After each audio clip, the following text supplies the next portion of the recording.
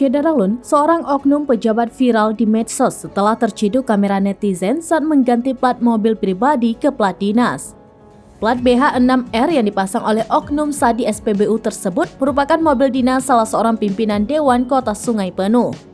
Hal ini seperti yang dibenarkan oleh sumber. Dalam video viral itu diketahui bahwa mobil CR-V berwarna hitam terlihat sedang mengantri di belakang beberapa mobil yang diduga berlokasi di salah satu SPBU di Sarolangun. Dari rekaman video yang beredar, terlihat seseorang membuka jok mobil dan mengambil plat mobil berwarna merah. Kemudian membuka plat berwarna putih yang terpasang, lalu menggantinya dengan plat BH6R. Terkait adanya plat mobil dinas ganda ini, UPTD Samsat Kerinci memastikan bahwa tidak ada kendaraan dinas di Kerinci ataupun Sungai Penuh yang terdaftar di Samsat memiliki 2 nomor polisi, di mana di Samsat hanya ada 1 kendaraan 1 nomor plat.